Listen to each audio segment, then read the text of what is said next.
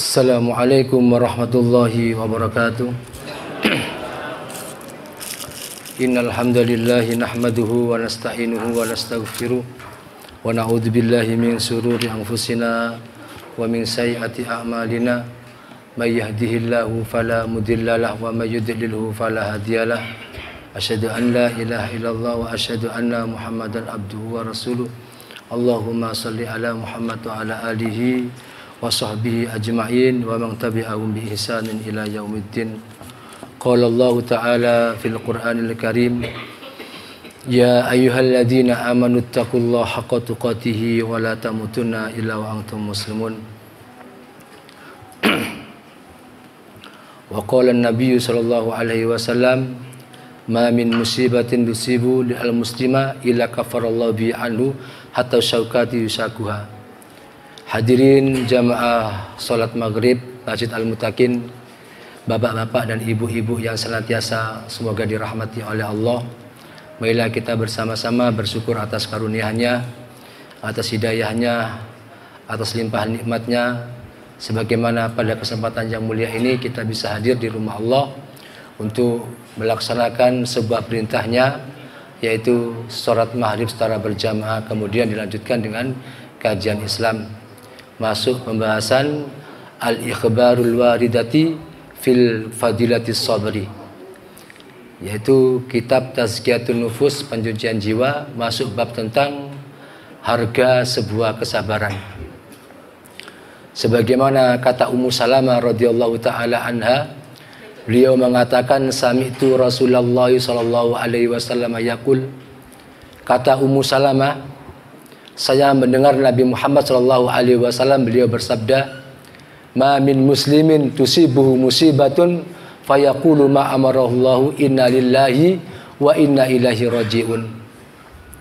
Tidaklah seorang Islam, seorang muslim yang mana ketika dia terkena sebuah musibah, kemudian dia mengatakan sebagaimana Allah Subhanahu wa taala perintahkan, ketika terdapat musibah, fa idza asabatu musibah qalu inna lillahi wa inna ilaihi rajiun. Kemudian dia mengatakan sesungguhnya kami dari Allah dan kami semuanya juga akan kembali kepada Allah Subhanahu wa taala. Kemudian dia berdoa, ini doa yang ketika kita tertimpa musibah, Pak, ya. Selain mengucapkan inna lillahi wa inna ilaihi rajiun, ada ucapan Allahumma ajurni fi musibati wa akhlif li khairan minha illa akhlafallahu lahu khairan minha. Doanya sampai sini saja. Allahumma ajurni fi musibati wa akhlif li khairan minha. Cukup itu, nggih. Ya Allah, ajurni, itu ajur, Pak, nggih. Ajurni, berikan kami pahala. Gitu, itu ajur, nggih. Makanya orang yang ajur itu orang yang dapat pahala mungkin, nggih. Allahumma ajurni, berikanlah kami pahala ya Allah. Fi musibati, berilah pahala dalam ujian-ujian engkau berikan kepada kami ya Allah, atau musibah. Kemudian wa akhlif li khairan minha, kemudian gantilah ya Allah terhadap diriku khairan minha, lebih baik daripada musibahku. Mungkin sampai kehilangan motor, ya Allah motorku hilang ya Allah, sampai ganti yang lebih baik, sampai dikei mobil. Sampai kehilangan mobil, ya Allah gantilah ya Allah yang lebih baik, sampai dikei sepur. Sampai kehilangan sepur, sampai dikei pesawat. Ngoten nggih. Jadi kita ketika dapat musibah, ya Allah berilah pengganti yang lebih baik daripada musibah yang aku terima. Seperti itu. Sebagaimana qalat falamma mata Abu Salamah, kata Ummu Salamah ketika suamiku meninggal, yaitu yang namanya Abu Salamah, qultu ayyul muslimina khairun min Abi Salamah, kata diriku, siapa yang orang beruntung, yang lebih beruntung dari Abu Salamah ketika mendapatkan diriku. Ternyata awwalu baiti hajar ila Rasulillah sallallahu alaihi wasallam summa inni qultuha fa khalafallahu li Rasulullah sallallahu alaihi wasallam. Karena kesabaran Ummu Salamah ketika ditinggal suaminya yang bernama Abu Salamah, maka Ummu Salamah diganti dengan yang lebih baik, dinikahi oleh Rasulullah sallallahu alaihi wasallam. Masya Allah nih. Ini yang dikatakan oleh siapa? Ummu Salamah. Ini termasuk orang ketika tertimpa musibah kemudian berdoa, Allahumma ajurni fi musibati wa akhlif fi khairan minha. Musibah apa saja nggih? Musibah apa saja. Mungkin sampean ada keluarga kita yang meninggal, berikannya lebih baik ya Allah. Mungkin sampean dikasih keturunan yang lebih baik daripada anak yang meninggal. Ini termasuk doa supaya kita diberikan lebih baik dari apa yang musibah menimpa ke dalam diri kita. Kemudian wa an Abi Hurairah radhiyallahu taala anhu anna Rasulullah sallallahu alaihi wasallam. Ini termasuk bukan makamnya kita, Pak nggih. Ya mudah-mudahan kita tidak berharap seandainya tertimpa kepada diri kita, ya kita harus sabar, harus menerimanya nggih. Dari sahabat yang mulia Abu Hurairah bahwasanya Rasulullah sallallahu alaihi wasallam beliau bersabda, "Man yuridillahu bihi khairan." Barang siapa jika Allah menghendaki kebaikan kepada seseorang, yusibu minhu, maka Allah akan memberikan musibah. Wah, niki Pak nggih. Zaman kuat kira-kira. Kalau Allah cinta kepada seseorang, maka Allah timpakan musibah kepadanya. Tanda niki nggih. Hadis riwayat Imam Bukhari juz yang ke-10 atau jilid yang ke-10, nomor hadisnya 103. Kalau Allah cinta kepada seorang hambanya, maka Allah diuji oleh Allah. Jadi demikianlah Pak. Kalau orang sudah naik kelas, sebelum naik kelas itu mesti ujian dulu. Kan kelas piro saiki? Kelas 3 SMP. Oh, mek kate SMA ujian dhisik Mas Bro. Itu. Setiap orang naik kelas itu mesti ujian. Nggak bisa naik kelas nggak boleh ujian, tiba-tiba naik kelas, nggak bisa. Demikian pula kalau orang mau naik kelasnya itu diuji dulu oleh Allah Subhanahu wa taala. Minta doa, ya Allah jangan kau berikan ujian kami ya Allah yang mana kami tidak sanggup untuk memikulnya. Karena ujian Allah itu kadang menurut kita itu berat ya. Kadang menurut orang lain tidak berat. Ada orang diuji berbagai macam musibah, keluarganya sakit-sakitan, kemudian sering kehilangan. Ternyata ketika kita tanya, ya apa kira-kira sampean? Wis biasa Mas Bro. Menurut sampean apa ujian terbesar? Saya sudah nikah beberapa tahun, hampir 20 tahun nggak punya keturunan. Itulah ujian terbesar saya. Nggih. Ana wong sing biasa nganak ane sampai anak sampai pirang lusin anaknya. Nah itu bagi mereka bukan ujian. Makanya ujian itu kadang menurut kita itu gampang, tapi menurut Allah itu paling berat. Menurut orang lain berat, menurut kita mungkin nggak berat. Makanya kita minta jangan sampai ya Allah kami diuji yang mana kami tidak sanggup untuk memikulnya. Tapi jangan minta nggak diuji sama Allah, nih. Tapi jangan minta diuji sebagaimana Abu Dzar Al-Ghifari, demikian pula Mu'adz bin Jabal. Oh jangan, kamu jangan minta ujian sama Allah. Okay? Tapi ketika diuji oleh Allah, jangan berkeluh kesah. Karena tidak tahu ujian Allah itu menurut kita mungkin nggak tahu, berat sekali. Okay? Makanya ini termasuk keutamaan harga sebuah kesabaran. Demikian pula dari Aisyah, ibunda Aisyah radhiyallahu taala anha mengatakan, qala Rasulullah sallallahu alaihi wasallam, ma min musibatin tusibul muslima illa kafarallahu bi anhu hatta syaukata yusakuha. Tidaklah musibah yang menimpa seorang muslim kecuali Allah akan kafarallahu anha. Allah akan menghapus kesalahan-kesalahannya. Allah akan melebur semua kesalahannya. Bahkan sampai dia tersucuk duri pun itu akan dikasih pahala. Makanya sampai kena senget tawon atau kena duri itu bisa menggugurkan dosa. Banyak orang-orang ketika tertimpa musibah atau kedumpak, ada bahasa kedumpak sini. Tahu Pak kedumpak itu apa? Sampai jalan gitu loh Pak. Apa namanya kalau bahasa itu? Pelicuk. Nah, kesandung. Itu kalau orang mengucapkan kalimat thayyibah dapat pahala. Tapi banyak orang-orang Surabaya malah bisuan. Oh jajan di pencuk gitu. Sering begitu Pak anak-anak kita. Ada cilik-cilik lho. Ki apa arek iki? Diseltik koncone langsung pisuan. Nggih. Ini anak-anak apa-apa ujian oleh Allah Subhanahu wa taala sekecil apapun. Kalau kita menyebut nama Allah Subhanahu wa taala akan digugurkan dosa-dosa, bahkan sampai ketusuk duri atau mungkin pelecuk begitu nggih. Itu diampuni oleh Allah, dosanya berguguran. Demikian pula dari Abu Musa radhiyallahu taala anhu qala Rasulullah sallallahu alaihi wasallam, "Idza maridal abdu aw safara." Jika seseorang itu sakit atau mungkin dia bepergian, kutiba lahu mislama kana ya'malu muqiman sahihan. Kalau ada seseorang yang sakit atau seseorang yang berangkat bepergian, maka dicatat baginya seperti pahalanya orang yang sehat. Sampean nggak bisa jamaah, biasa aktif jamaah di masjid, biasa ikut pengajian, tiba-tiba nggak ikut pengajian, sakit, tetap dapat pahalanya mengaji, tetap dapat pahalanya sholat berjamaah.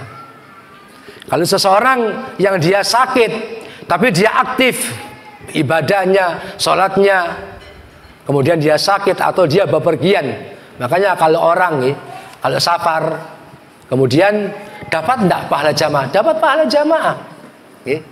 Ini termasuk, ini masukan untuk kaifiyah sholat jamaah. Saya membuka di dalam kitab Bulughul Maram bab tentang sholatul musafir wa sholatul marid, bab tentang sholat orang yang berpergian dan sholatnya orang yang sakit.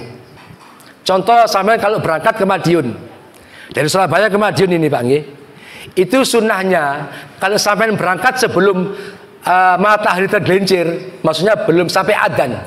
Contoh jam 11 siang saya berangkat dari Surabaya, sampai di Wonokromo, Allahu Akbar, manjing masuk zuhur. Bagaimana? Jamaah dulu apa terus? Pak? Terus mawon. Lanjut, gak usah ikut jamaah. Ketika sampean nanti jamaah di mana? Nanti jamaah kosornya, jamaah takhir di tempat kita sholat mungkin di Madiun atau mungkin di daerah Jombang. Boleh sampai jamak takhir di sana. Dua. Tapi sebelum sampai berangkat ke Solo atau mungkin ke Jombang, mau berangkat ternyata ada kuman masuk waktu zuhur. Allahu Akbar, berangkat apa sholat dulu? Sholat dulu, jamak takdim. 4 rakaat. Kemudian selesai bisa 4 rakaat sholat asarnya. Lebih afdol. Sebagaimana kata Rasulullah sallallahu alaihi wasallam, la taksuru shalah fi aqallil min arba'inal burud. Jangan kamu mengkosor sholat kurang dari 4 burud. 4 burud itu 2 marhalah. Marhalah itu bisa kota, mungkin Surabaya, Sidoarjo 1, Mojokerto 2, nah Jombang itu baru. Makanya jangan kamu mengkosor sholat kalau nggak sampai dari 2 marhalah. Berarti kalau Mojokerto, Surabaya itu tetap jamak, tapi bukan kosor. Saya membuka di dalam kitab Bulughul Maram bab tentang sholat. Ustaz, kita tazkiyatun nufus, apa sholat? Ya tazkiyatun nufus. Ya kita sedikit melebar ke sana, tentang sholat jamak takhir, jamak takdim atau kosor dan jamak. Jadi kalau sampai berangkat sebelum waktunya lebih baik. Contoh, sampai mau berangkat ke Madiun atau mungkin ke Probolinggo, ternyata berangkat jam 5 sore, sampai di Porong Sidoarjo atau Pasuruan adzan maghrib, Allahu Akbar, terus saja sampai Pasuruan sudah isya, terus nanti sampai Probolinggo jamak takhir qasor 2. Boleh nggih. Boleh jamak, boleh nggih. Makanya kalau Surabaya, Sidoarjo, Pasuruan, nah Probolinggo itu sudah melewati 2 marhalah, qasor yang lebih afdol. Jangan jamak. Ada nanti di situ pembahasan lebih baik qasor. Ternyata Islam itu enak Pak ya. Rukhsahnya enak. Ringan Islam itu. Nggih. Seperti itu. Kalau Gresik ada yang mengatakan jamak, nggih qasor. Ada Kalau marhalah itu definisinya itu bisa dikatakan 2 kelurahan atau 2 kecamatan. Kalau kita mau ke sini ke Bungurasi itu melewati berapa kecamatan? Boleh Pak Jamaah? Boleh. Ada itu pendapat jumhur ulama. Nggih. Apa maneh sing penggawe salate malas-malas wae enak wis enak iki wis. Nggih. Jamaah-jamaah ae.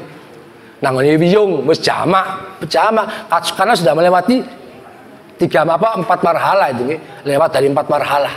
Atau pos bisa bermakna kota, bisa bermakna kecamatan, bisa bermakna kelurahan.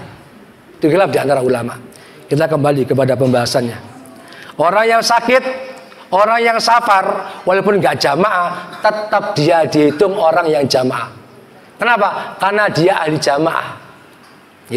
Jangan khawatir. Makanya safar itu ada ilmunya. Berseberangkat aja. Lu ndak aku lebih afdal jamaah wae. Wis durung kok wis durung wae manjing kok.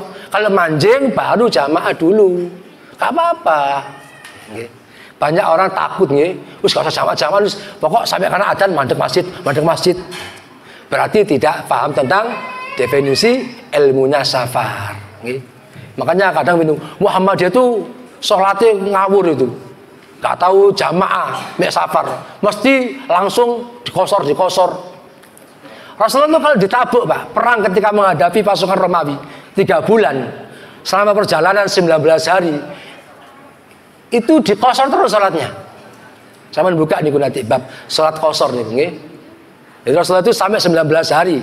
Padahal kalau jumhur ulama itu lewat 3 hari dikatakan sebagai mukim, bukan musafir. Boleh ya ikuti aja boleh. Dulu kan beda dengan sekarang. Makanya ulama-ulama mutakhirin berijtihad terus 3 aja lah, ojo akeh-akeh. Padahal di dalam kitab Bulughul Maram ada yang 15 hari dikosor, ada yang 17 hari, bahkan ada yang 20 hari. Boleh dikosor. Di ilmu nggih, sedikit pembahasan. Kemudian wa an Khabbab bin Al-Arad qala saqauna ila Rasulullah sallallahu alaihi wasallam wa huwa mutawassidun burdatan lahu fi dhilil Ka'bati. Kata Khabbab bin Al-Arad mengatakan kami mengadukan sakauna mongko madul sapa kita. Kami mengadu kepada Rasulullah yang mana ketika itu mutawassidun burdatan. Yang mana ketika itu Rasulullah bersandar kepada mantelnya. Burda itu bisa bermakna mantel, bisa bermakna ini kenapa nih? Jadi wong aslepan itu kenapa? Jadi mungkin ini surban, nggih. Kalau surban itu ridaun itu surban. Burda itu mantel. Tapi ada mengatakan surban. Yang mana ketika itu Rasulullah lagi bersandar di mantelnya. Yang mana ketika itu dia bersandar di pinggir Ka'bah. Jadi Pak Ka'bah kemudian dikasih mantelnya bersandar. Kami mengatakan ala tantasirulana, ala tad'ulana. Wahai Rasulullah, kenapa engkau tidak mintakan kami pertolongan? Kenapa engkau tidak doakan kami ya Rasulullah? Kata Rasulullah faqala qad kana man qablakum yu'khadur rajul fayuhfar lahu fil ard. Yang mana ketika itu ada sebagian sahabat yang diuji oleh Allah, di antaranya Khabbab. Rasulullah, sampeyan doakan apa awak dhewe iki? Doakan kenapa sih awak kita ini? Doakan supaya kami dapat pertolongan Rasulullah. Kata Rasulullah, sesungguhnya orang-orang sebelum kamu itu ada orang yang ketika itu digali lubang, nggih. Yu'khadur rajul kang den alap sapa wong. Ditangkap, kemudian dia dimasukkan lubang. Fayuhfar lahu fil ard, dimasukkan ke dalam lubang, dipendam.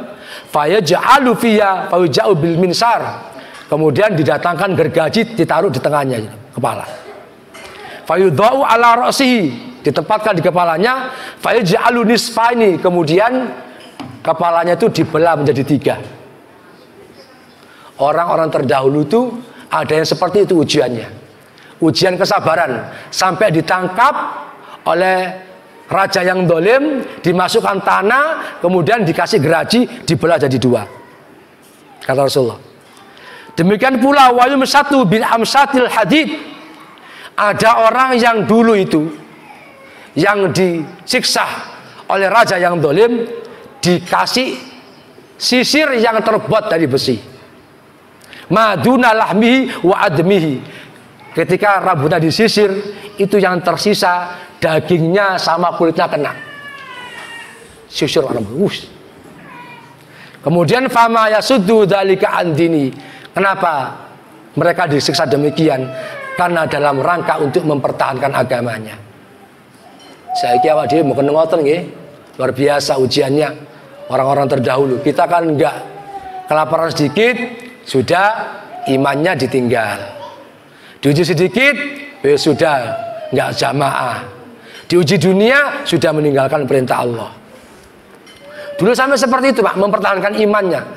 Sampai dibelah jadi dua. Sampai disisir rambutnya, keluar daging dan kulitnya.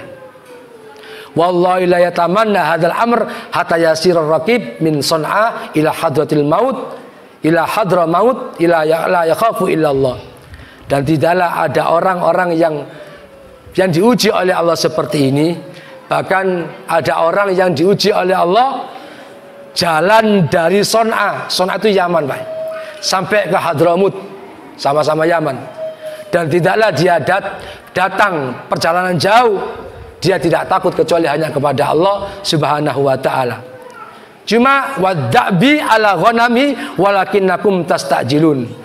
Banyak orang-orang tergesa-gesa ketika diuji tentang urusan dunianya. Contohnya ketika kambingnya mau diterkam serigala, nah sudah. Mereka tergesa-gesa. Banyak di antara kita mungkin diuji dengan perkara dunia, sehingga lebih mementingkan kehidupan dunia daripada kehidupan akhirat. Demikian pula dari sahabat yang mulia Abu Hurairah, la yazalu bala'ul mu'min awil mu'minah fi jazadihi wa malihi wa fi waladihi hatta yalqallahu wa ma alaihi min khati'atin. Tidaklah seorang mukmin atau mukminah, laki-laki maupun perempuan, yang mana oleh Allah Subhanahu wa ta'ala diuji dalam dirinya, jasadnya sakit-sakitan, wa malihi, kemudian hartanya selalu kekurangan, wa fi waladihi, anaknya selalu sakit-sakitan, atau anaknya mungkin dablek. Diuji Pak. Tidaklah seseorang mukmin dan mukminah diuji mulai dari dirinya, kemudian mulai dari hartanya, dari anaknya, dia diuji dengan 3 perkara ini. Hatta yalqallahu ma'awa ma'alai min khati'atin, sehingga dia datang kepada Allah ternyata apa Pak? Dosanya berguguran. Sampai kalau lihat tentang dosanya orang beriman itu Pak, orang beriman itu ketika menghadap Allah, dia tahu punya dosa. Saya pernah berzina, saya pernah membunuh orang, saya pernah jadi koruptor. Tapi dia orang bertauhid, sehingga dalam hijrahnya dia tobat. Dia selalu kena musibah nggak selesai. Datang kepada Allah, ternyata di buku catatan amalnya tidak ada, kosong. Dia keheranan. Kenapa? Dosanya berguguran. Orang beriman itu dosanya berguguran, amal soleh tetap masih di bawah. Sementara kalau orang-orang kafir, orang-orang durhaka kepada Allah, termasuk orang-orang yang menyekutukan Allah, justru kalau orang-orang musyrik itu kebaikannya berguguran. Datang kepada Allah membawa dosa. Kenapa kebaikan-kebaikan mereka itu hilang? Karena dia masih ada syiriknya. Masya Allah, ngeri Pak belajar tentang tauhid ini. Orang yang kafir dan orang yang menyekutukan Allah, walaupun dia baik, yang penting api, enggak. Selama perjalanan dia di dunia sampai mati, kebaikannya lugur, jatuh, nggak sadar. Ketika buku catatan amal, saya dulu kan pernah nyumbang, korban bencana alam sekian miliar, nyumbang kok nggak ada semuanya, berguguran ternyata kebaikannya. Nah mudah-mudahan kula panjenengan sedaya ketika diuji oleh Allah Subhanahu wa ta'ala dengan ilmunya, ya Allah mudah-mudahan ini sebagai penggugur dosa kami. Jadi khususnya kepada Allah, jangan porik, jangan ngambul jadi wong Surabaya. Wis malas-malas. Apa aku salat tambah salat, setiap hari ngaji, ya salat, enggak tambah sugih tambah kiri. Jangan, Pak. Nggih. Jangan begitu, nggih. Itu berarti orang yang tauhidnya hilang itu.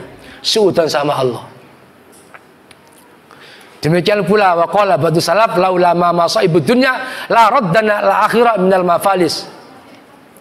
Sebagian salaf mengatakan, jikalau bukan karena musibah-musibah di dunia, jikalau bukan karena musibah-musibah di dunia, lau raddana al-akhirah, jika kita nanti dikembalikan kepada Allah di akhirat, minal mafalis, sungguh kami tergolong orang-orang yang bangkrut. Kalau bukan karena musibah yang menimpa kita datang kepada Allah, justru kami orang yang bangkrut. Kenapa? Karena dosanya sampai ke sana. Loh, ya digawa kabeh dosane rek. Gak ono sing lugur dosane. Makanya Pak, kalau sampean berbuat maksiat, kok gak ono apa-apa, kok tenang-tenang ae. Hati-hati lho nggih. Itu bisa jadi dosanya enggak berguguran itu nggih. Nggih. Kok gak ono sing lara anakku? Kok gak ono sing kailangan duweku? Kok gak ana ujian? Tapi jangan berharap seperti itu, Pak. Contoh kalau kita berbuat maksiat nggih. Setelah maksiat enggak ada ujian yang berat. Apa ya? Bisa jadi dosa kita tidak digugurkan oleh Allah Subhanahu wa taala. Sehingga karena sebagian salaf, seandainya bukan karena musibah yang menimpa kita di dunia, sungguh kami datang kepada Allah, kembali kepada Allah, termasuk golongan orang-orang yang bangkrut, mafalis, orang-orang yang muflis, orang-orang yang pailit. Sebagaimana waqala Sufyan bin Uyainah fi qaulihi ta'ala, sebagaimana Sufyan bin Uyainah beliau mengomentari firman Allah Subhanahu wa taala di dalam surat As-Sajdah ayat ke-24. Surat Sajdah ayat ke-24. Ada yang bisa bacakan? Biasanya ibu-ibu ini. Nggih, monggo. Surat Sajdah ayat ke-24. Ada yang siap? Kalau Anda siap, saya bacakan nggih. Wa ja'alna minhum a'immatan yahduna bi amrina lamma sabaru wa kanu bi ayatina yuqinun. Kata Allah Subhanahu wa taala, kami menjadikan di antara mereka, ternyata mereka menjadikan perintah kami sebagai petunjuk baginya, sehingga mereka bersabar dan mereka yakin dengan keyakinan mereka. Mereka adalah orang-orang yang yakin. Sehingga Sufyan bin Uyainah memberikan komentar bahwasannya lamma akhadu bi rasil amr ja'annahum ru'usan. Ketika mereka mengusahakan perkara yang prinsip, mereka jadikan orang-orang yang baik sebagai pemimpin mereka. Karena ada doa Bang, Allahumma inna nas'alukal huda wa tuqa wal afafa wal ghina. Allahumma inna nas'alukal wal huda, apa namanya? Saya lupa doanya itu. Wa ja'alna lil muttaqina imama, Pak. Sebelumnya apa itu? Nggih, itu doa. Wa ja'alna lil muttaqina imama. Nggih. Jadikanlah kami Rabbana hablana min azwajina. Rabbana hablana min azwajina wa dzurriyyatina qurrata ayun waj'alna lil muttaqina imama. Rabbana, do pangeran kita, hablana min azwajina, anugerahkan kepada istri-istri kami ya Allah, wa dzurriyyatina qurrata ayun, dan keluarga kami sebagai penunjuk pandangan, waj'alna lil muttaqina imama, jadikan kami ya Allah sebagai pemimpin bagi orang-orang yang bertakwa. Makanya Pak, kita itu kalau bisa jadi pemimpinnya orang yang bertakwa, atau jadi orang yang bisa dipimpin oleh orang yang bertakwa. Seperti itu nggih. Masya Allah. Termasuk ini, ayat ini disempurnakan atau dikomentari oleh Sufyan bin Uyainah As-Sajdah. Kami jadikan di antara mereka pemimpin-pemimpin mereka, a'immah-a'immah mereka, yahduna bi amrina. Mereka tegak di atas perintah kami, di atas hidayah kami. Walamma aradu qati'a rijlin Urwa bin Zubair. Nah, ini ada sebuah kejadian Pak, ini sudah sebuah kejadian yang begitu luar biasa yang menimpa kepada Urwa bin Zubair, yang mana ketika itu Urwa bin Zubair itu dia punya penyakit. Walamma ardu qata'a rijlin Urwa. Ketika seseorang para sahabat itu mau memotong kakinya Urwa bin Zubair, kemudian qalu lahu, ternyata sahabat-sahabat mengatakan, lau saqainaka say'an kilan tas'aru bil wajah. Zubair, sikilmu kan katanya diamputasi, mau dipotong karena ada penyakit. Kira-kira mau enggak kamu tak kasih obat herbal minuman nggih? Lau saqainaka, lamun ngombeni sapa kita ka ing sira, maukah kamu tak kasih minuman yang jika kakimu dipotong ternyata kamu tidak merasakan sakit. Ternyata jawaban siapa namanya Urwah bin Zubair, innama ubtulani liyura sabri. Lucu. Jujur saya ingin melihat bagaimana Allah menguji saya, bagaimana rasa sakitnya kaki saya ini, supaya aku bisa merasakan kesabaran. Kenapa sampean, Pak? Tangan sampean dipetok tapi gak dibius. Wah, nangis, nggih. Pemane arek cilik-cilik sunat iku gak dibius, nggih. Disunat perok-perok. Arek cilik aja malah dibius. Delok lagi kita durun sunat terus nangis. Wah, nggih. Masyaallah niki nggih. Ini sampai Urwah bin Zubair ketika kakinya mau diamputasi, sahabat-sahabat mau memberikan ramuan herbal supaya tidak terasa sakitnya ketika dipotong kakinya. Oh jangan, cucu saya ingin melihat bagaimana kesabaranku, saya ingin melihat bagaimana Allah mengujiku. Nah, Masya Allah, Pak. Kemudian innama afa'aridu amrohu, apakah aku termasuk orang-orang yang berpaling dari perintah Allah? Sampai seperti itu kata Urwah bin Zubair. Demikian pula Umar bin Abdul Aziz, man a'amallah, dia mengatakan, ma'an amallahu ala abdin ni'matan fantaziha minhu fa'adahu minal makaniya sabr. Tidaklah seseorang yang diberi nikmat oleh Allah, tidaklah seorang hamba diberi nikmat oleh Allah, kemudian Allah mencabut nikmatnya. Oh, aku besok amber-amber, dunyane akeh, saiki entek. Gara-gara iki, contohnya begitu nih. Kata Umar bin Abdul Aziz, tidaklah seseorang diberi nikmat oleh Allah dengan nikmat yang besar, kemudian dicabut nikmatnya.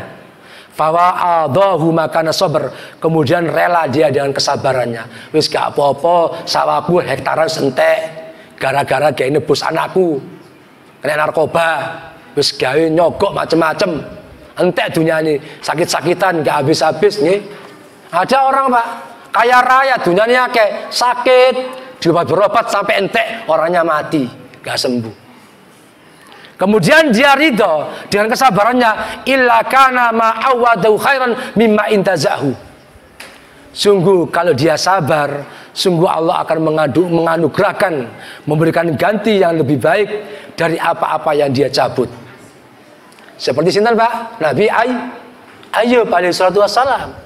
Bagaimana? Anaknya kalau nggak salah 12 itu tertimpa kebakaran, mati semuanya. Kemudian sawahnya terbakar semuanya. Sampai diusir Nabi Ayub. 18 tahun, Pak. Terlunta-lunta.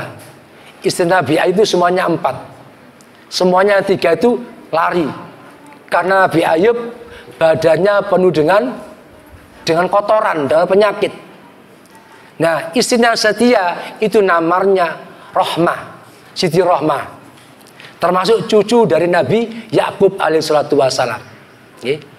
Cucunya Nabi Yakub, anaknya Nabi Yusuf, itu termasuk istrinya Nabi Ayub alaihissalatu wassalam. Sampai ketika itu Rahmah ini menjual kepangannya untuk ditukar dengan roti. Makanya sunahnya perempuan itu kalau merawat jenazah ketika meninggal, rambutnya itu dikepang. Itu sunnah Rasul itu. Nggih. Gitu tak? Iya, sama lihat. Nggih. Bukan sekadar dikucut, dikepang, Pak.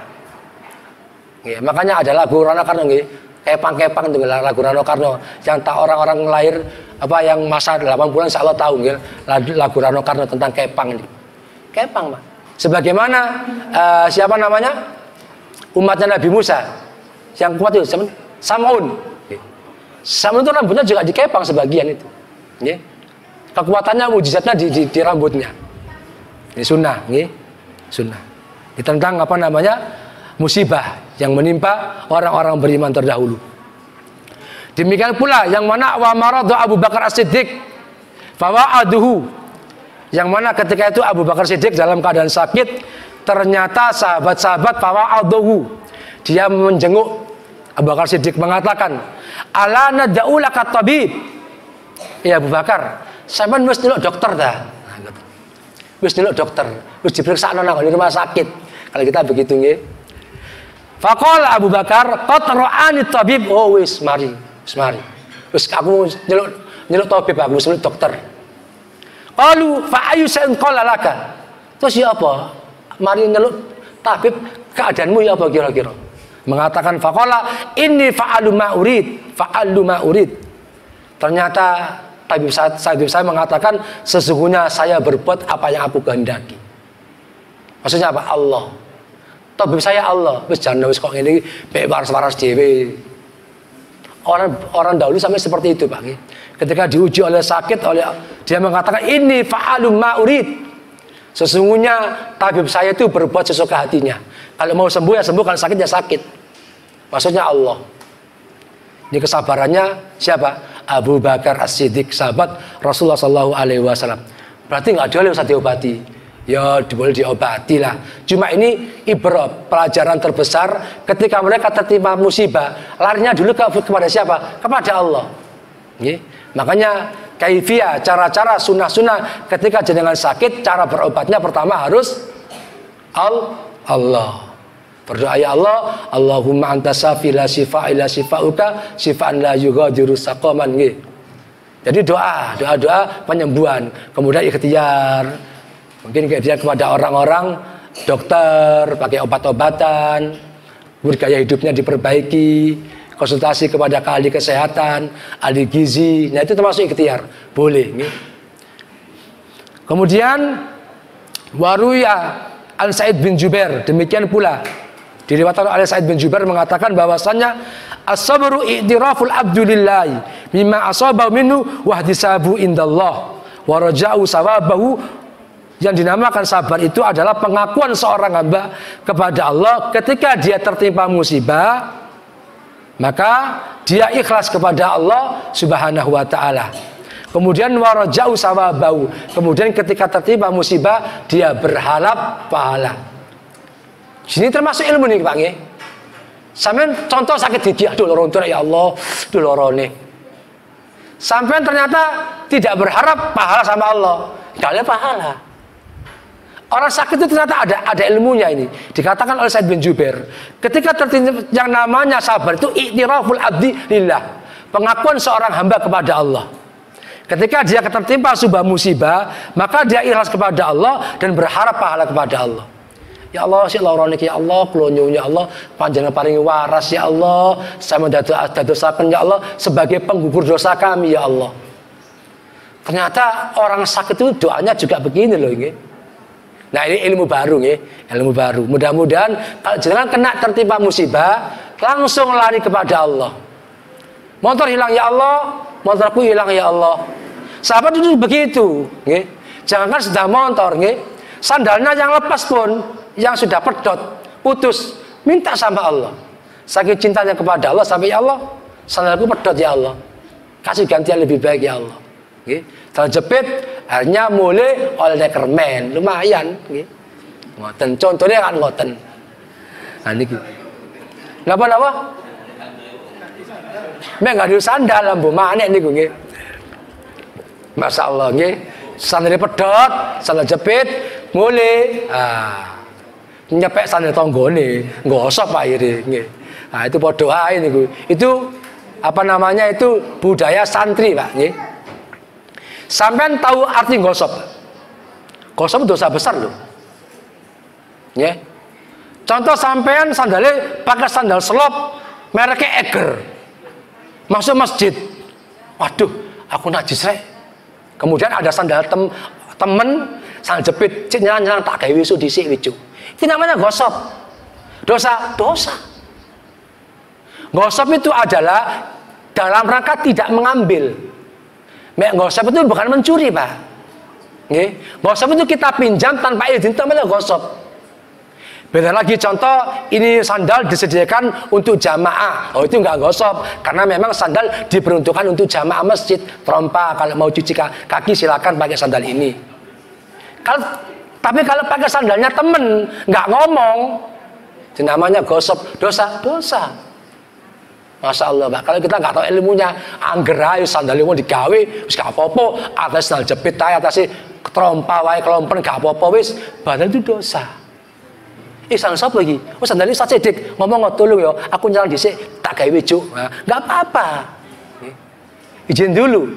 Ghasab itu kita bukan mengambil, memanfaatkan milik orang lain, bukan bukan diambil, tapi dipinjam kemudian dikembalikan lagi tanpa izin. Itu namanya ghasab. Dosa. Masya Allah. Kemudian ma'asyiral muslimin rahimani wa rahimakumullah. Pembahasan terakhir nggih, insyaallah besok pembahasan tentang bab syukur. Faqauluhu i'tiraful abdu bima asabahu. Kalimat pengakuan seorang hamba ketika tertimpa musibah. Wa ka'annahu tafsirun liqauli ta'ala inna lillahi. Apa itu makna inna lillahi? Fayatirifu annahu malikun milkun lillahi yatasrifu bi mulkahu bima yuriduhu.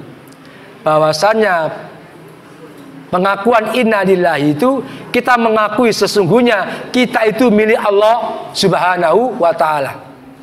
Inna lillahi itu definisinya sesungguhnya kita itu milik Allah Subhanahu wa ta'ala. Allah berhak untuk mengatur apa yang diinginkan oleh Allah Subhanahu wa ta'ala. Banyak orang-orang yang tidak ridho dengan keputusan Allah. Nih, kalau ada keluarganya meninggal, mungkin adiknya masih muda, masih punya anak satu. Ya Allah, adikku si enom ya Allah, si durung mateng, anak si cilik-cilik ya Allah, kok sampean jupuk ya Allah. Sering sampean lihat itu, sering Pak. Saya sering mendengar ketika rintian-rintian niyahah. Sering seperti itu, Jadi menjenguk mayit sampai mengeluarkan kata-kata seperti itu. Ya Allah, si cilik anak-anak ya Allah. Berarti kayak Allah itu salah, Pak. Allah itu kadang kita tuh, mohon maaf nggih Pak, ngapunten. Kadang kita tuh memposisikan Allah seperti apa? Seperti babu. Seperti anak buah kita, minta harus selesai, minta harus dijabahi. Allah itu bukan babu kita. Allah itu Tuhan kita yang berhak mengatur kita. Seakan-akan kita itu minta kayak ngatur Allah gitu loh. Ini zalim ini. Banyak sering kita jumpai orang-orang yang mana dia itu berdoa kok gak diijabahi ini. Memang yang punya ijabah itu kamu. Ya tugasnya kita minta sama Allah. Jangan mengintervensi Allah. Banyak di antara kita kadang dalam doa mengintervensi Allah itu. Harus makbul ya Allah. Hanya ada cara-caranya. Oh, di antara doa yang paling makbul tengah malam, doa tengah malam. Oh, boleh nggak apa-apa. Oh, di antara hujan ketika bainal adzan wal iqamah. Buktinya aku antara adzan dan iqamah tengah malam, aku pengen naik haji 10 tahun gak dikeina Allah. Nah, itu berarti sampai mengintervensi Allah Subhanahu wa taala. Enggak apa-apa, minta aja perkara dunia, tapi jangan sampai kita suudzon sama Allah. Karena mungkin di antara kita sering suudzonnya kita kepada Allah sehingga kadang kita kurang adab. Sehingga apa? Doa yang seharusnya kurang 1 bulan atau 2 hari Allah mau kabulkan sampai suudzon, nggak jadi.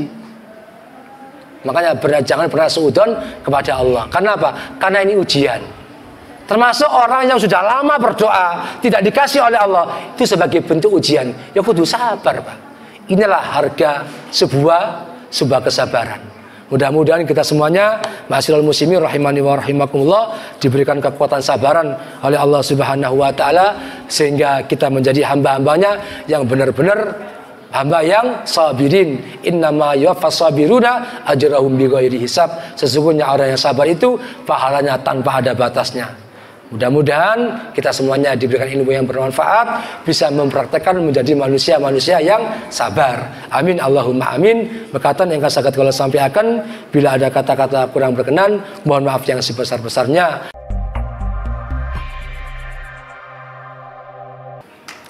Ya, saya buka. Ada sesi jawab yang perlu ditanyakan dari bapak-bapak atau ibu-ibu yang mau tanya, monggo silakan. Kalau nggak ada, saya kasih satu doa, doa tentang supaya kita diberi kekuatan oleh Allah Subhanahu wa taala. Ada yang mau tanyakan?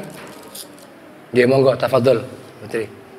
Apa bedanya musibah dengan cobaan? Oh, nggih. Musibatun itu bahasa Arab, cobaan itu bahasa Indonesia. Musibah itu cobaan. Jadi itu cuma musibah, itu bahasa Arab, musibah, cobaan. Fa idza asabatum, ketika mereka dicoba. Nah, bukan di musibah. Jadi sama, musibah jangan coba itu sama, nggih. Ujian, nggih. Ujian, cobaan ujian.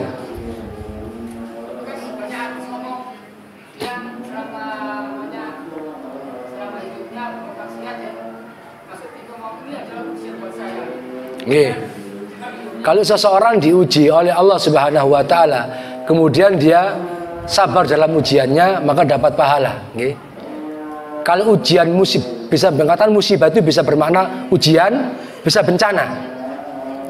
Ketika ada keluarga kita meninggal, itu namanya bisa bencana, bisa ujian. Ada mengatakan bisa adab, nggih. Ketika motor kita hilang, itu bisa ujian, bisa adab, nggih. Apa bedanya? Beda istilah saja, nggih. Beda pengistilahan saja. Tapi biasanya kalau adab itu menimpa kepada orang-orang yang durhaka kepada Allah. Kalau ujian, ya ujian atau musibah.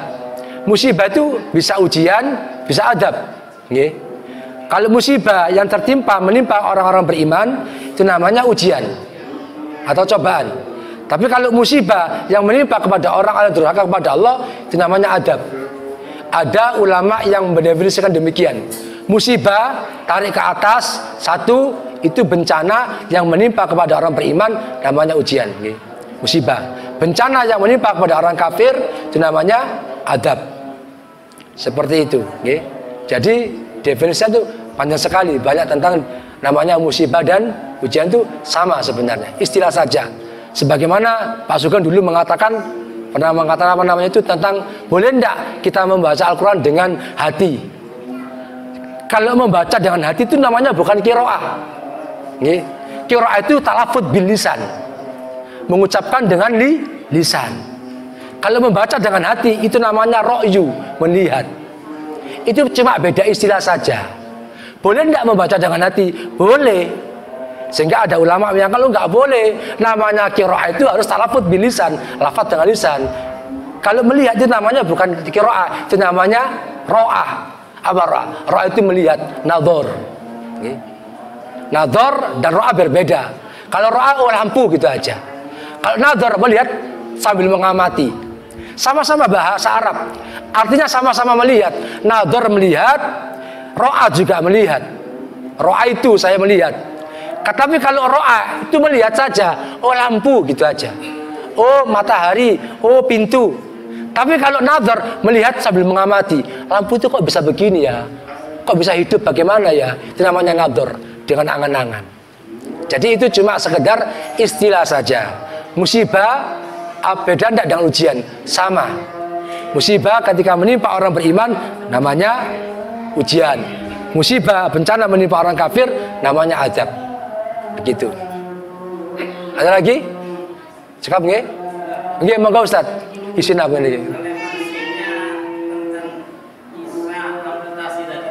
Kenapa?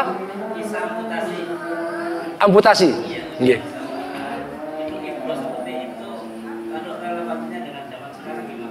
Wah, ya. Untuk menyesuaikan atau relevansi zaman sekarang ketika orang diamputasi, nggih.